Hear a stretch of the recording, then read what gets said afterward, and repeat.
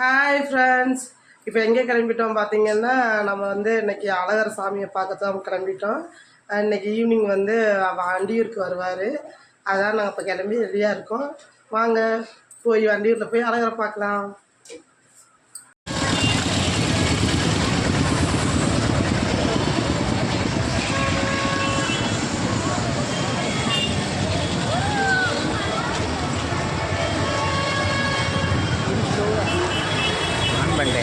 இது பால்பனை பக்கம் சாமி வந்துச்சு.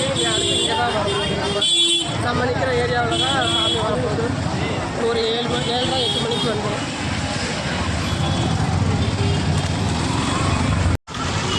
இங்கே எல்லா பக்கமுமே இன்றைக்கி சாமி வந்துருக்கிறதுனால அன்னதானம் கொடுத்துட்ருக்காங்க. பட்டினியாக வந்தோம் அப்படின்னா நம்ம வயிறு ஃபுல்லாக சாப்பிட்டு போகலாம். மதுரைக்குள்ளே திருவிழாண்டாலே யாரும் வெறும் வயிற்றோடு வந்தால் சாப்பிடாம போக மாட்டாங்க. எல்லா இடத்துலையுமே அன்னதானம், ரோஸ் மில்க்கு, மோர் இப்படி எல்லாமே மக்கள் யாரும் வெறும் வயிற்றோடு போகக்கூடாது, நல்லா சாப்பிட்டு மனசார போகணும் அப்படின்றது தான் இங்கே மதுரையோடது. அன்னதானம் வாங்கியிருக்கோம். என்னென்ன கொடுத்துருக்காங்கன்னு பார்த்தீங்கன்னா,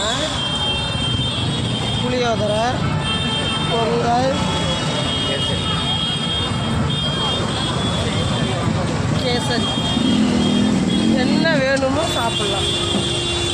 சுண்டல் வேணுமா சுண்டல் கிடைக்கும், பொங்கல் வேணுமா பொங்கல் கிடைக்கும், புளியோதரை வேணுமா புளியோதரை கிடைக்கும். வாங்க எல்லோரும் சாப்பிட்லாம். சூப்பராக புளியோதரை நல்லாயிருக்கு, பொங்கல் நல்லாயிருக்கு.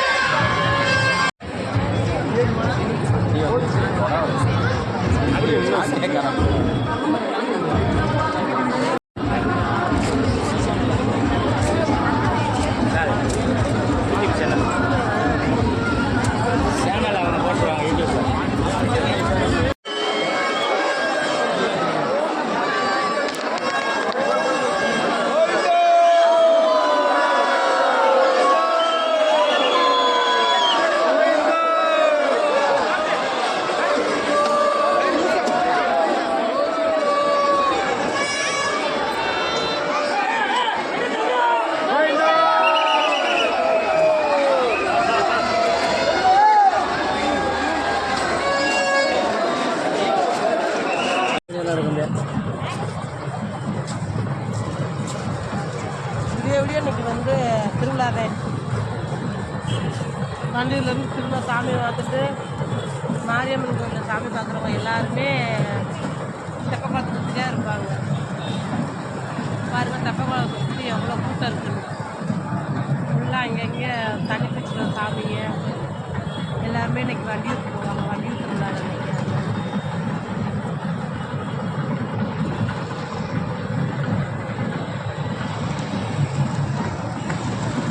போதும்.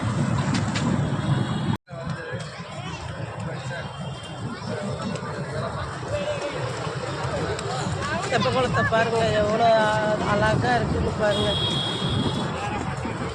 செம்ம கூட்டம். இங்கே பாருங்க, பாவன் டயர்டாயிட்டார்.